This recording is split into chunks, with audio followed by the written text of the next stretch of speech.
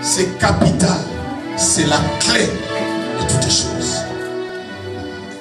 Vous savez, Jésus a vécu sur terre. Il était 100% homme, 100% Dieu. Tout ce qu'il a connu, il l'a connu sur terre comme étant homme. Il a résisté comme tu résistes. Quand il était frappé, humilié, il avait peine dans son cœur. Attristé comme toi tu t'attristes. Quand on fait du mal contre toi, il était comme ça. Il les sentait aussi lui dans son cœur. Mais à cause de ce qu'il était, il a combattu. Il a tenu bon. Alléluia. Il a tenu bon. Il a bataillé fort. La Bible nous dit, dans le livre des Hébreux, prenons Hébreux, il a souffert toutes ces choses, n'est-ce pas? Comme étant un homme, dans la chair, dans sa chair, il a connu ses souffrances. Hébreux chapitre 5, à partir du verset 5 au verset 10. Hébreux 5, 5 à 10. La Bible dit ceci. Et Christ ne s'est pas non plus attribué la gloire de devenir souverain sacrificateur, mais il la tient de celui qui lui a dit: tu es mon fils, je t'ai engendré aujourd'hui. Comme il dit encore ailleurs: tu es sacrificateur pour toujours, selon l'ordre de Melchisedec. C'est lui qui, dans les jours de sa chair, écoutez bien, c'est lui qui, dans les jours de sa chair, a présenté avec des grands cris et avec larmes de prières et de supplications à celui qui pouvait les sauver de la mort. Et il a été exaucé à cause de sa piété.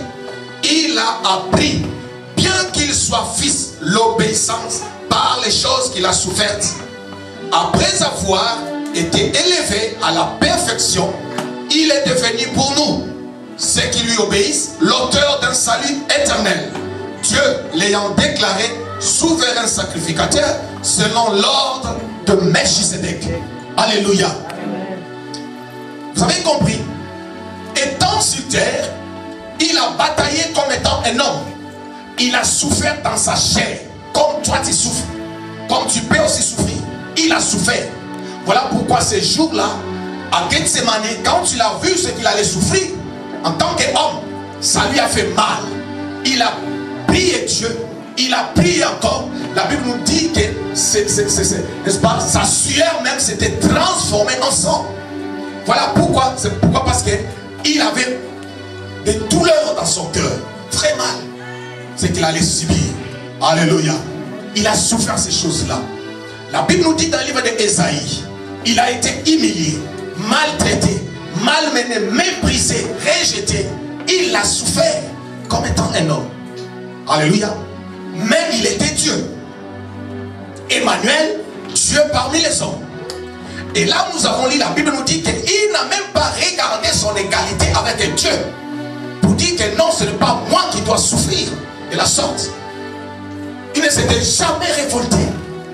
Il ne s'était jamais auto-considéré. Alléluia. Il s'était humilié, la Bible nous dit. Humilié, prenant la forme d'un homme. Il n'a pas regardé son égalité avec le Père comme, n'est-ce pas, une bois à arracher. Non, moi je suis Dieu. Moi je suis. Il a subi ces choses. Il s'était livré pour toi, pour moi, pour nous. Alléluia. C'est pour t'accorder le salut que tu as. Mais toi, ton moi, ton ego est plus grand même que le salut que tu as acquis de celui-là qui a souffert toutes ces choses pour toi. Il t'a donné ce salut gratuitement. Il t'a donné ce don gratuitement. Il a fait de toi des merveilles. Il a fait que tu sois grand, redoutable, avec une autorité, un pouvoir énorme. Mais à cause de ton ego, tu marches sur cette grâce. Tu piétines la grâce qui t'a été faite. Alléluia. Mais il n'a pas regardé son égalité avec son Père comme une bois à arracher. Lui, il s'était donné. Il a renoncé, n'est-ce pas, à sa divinité. Renoncé entre guillemets. C'est-à-dire il a laissé faire les renoncements de soi-même. Il a accepté. Faites cela pour l'accomplissement de la mission que je suis venu, n'est-ce pas, accomplir. Faites cela pour que Iris soit sauvée. Faites cela pour qu'Arnold soit sauvé. Faites cela pour que Marilyn soit sauvée, Nathalie soit sauvée, Germaine soit sauvée, cette fille, ces gars. Faites cela. Il a accepté toutes ces choses. Il a renoncé l'abnégation de soi. Il n'a pas regardé son égalité. Il allait convoquer, n'est-ce pas, faire un simple signe. Et une légende, toute une légende d'anges allait venir, intervenir. Mais il ne l'avait pas fait. Il a laissé faire les choses. Alléluia. L'humilité. L'humilité qui précède la gloire. Les renoncements à soi-même qui précèdent la gloire. Et dans Philippiens maintenant, la Bible nous dit, chapitre 2, à partir du verset 5, que c'est pour cela Dieu l'a souverainement élevé et l'a fait, n'est-ce pas, lui a donné plutôt un nom. Dieu l'a souverainement élevé. Ce n'est pas puisqu'il était Dieu, il est venu du ciel. C'est puisque simplement, bien aimé dans le Seigneur, il a accepté de s'humilier. Il a renoncé à lui-même pour accomplir la mission du Père. En d'autres termes, c'est puisqu'il a obéi à Père, au Père plutôt. Alléluia. C'est puisqu'il a obéi au Père. C'est pour qu'il s'était soumis au Père. La soumission et l'obéissance, c'est ce qui a fait que Dieu puisse l'élever souverainement. Et lui a donné le nom, le seul, l'unique, qui est élevé au-dessus de tout nom. La Bible déclare car ces noms-là, tous genoux fléchissent.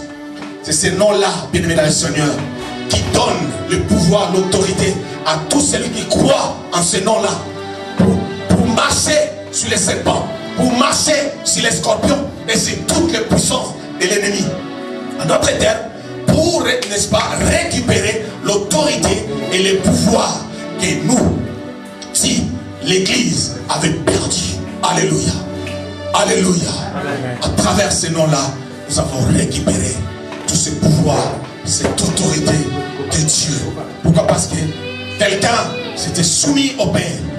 Et toi aussi, si tu soumets, n'est-ce pas, tu te soumets à celui qui a obéi au Père, automatiquement, tu reçois du Père l'autorité, le pouvoir, l'exaucement, la délivrance, la récompense, béni de toutes sortes de bénédictions spirituelles dans les lieux célestes. Tu le recevras à cause de l'obéissance, de la soumission à Dieu, n'est-ce pas, de l'abnégation, n'est-ce pas, du sacrifice complet, du renoncement à soi-même, à toi, que tu vas accomplir.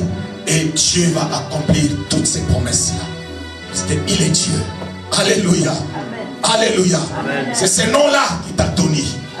C'est ce nom-là, pas un autre nom. Le seul nom qui nous a été donné. Dans les cieux, sur la terre, sous la terre. Le seul nom. C'est ce nom-là qui marchera avec toi. Si tu comprends ces choses, tu renonces à toi-même. Ce nom-là marchera avec toi. Alléluia. Amen. Marchera avec toi. Tu vas écraser la tête du serpent. Amen. Tu vas écraser les scorpions. Amen. Alléluia. La peur ne fera plus partie de ta vie. Amen. Alléluia. Amen. Tu seras victorieux, victorieuse. Tu seras craint. Alléluia. À cause de ce nom-là. Voilà pourquoi, bien-aimé dans le Seigneur, je crois qu'il y a quelqu'un qui a accompli ce message. Je le crois de tout mon cœur que ce message concerne quelqu'un. Et si tu es là, c'est toi qui vas t'élever. Si c'est toi qui es ce message concerné, tu vas t'élever avec une décision ferme dans ton cœur que aujourd'hui, c'est aujourd'hui, pas demain, c'est aujourd'hui. J'ai compris. Aujourd'hui, c'est fini.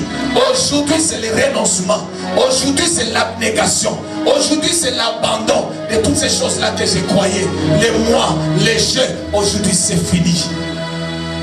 Toutes ces œuvres-là que j'ai traînées avec, je ne savais pas. Oh, c'est cela, les obstacles qui font obstacle à ma vie. Dieu a un plan merveilleux, un projet merveilleux. Ce projet pour toi, c'est pour toi. Pourquoi ce projet ne s'accomplit-il pas? Aujourd'hui, tu as compris le pourquoi. Aujourd'hui, tu as compris. Alléluia. Tu as compris le how de Dieu. C'est à toi maintenant de prendre les choses en main. Nous allons nous lever. Gloire à Yeshua Mashiach. Gloire à Jésus. Alléluia.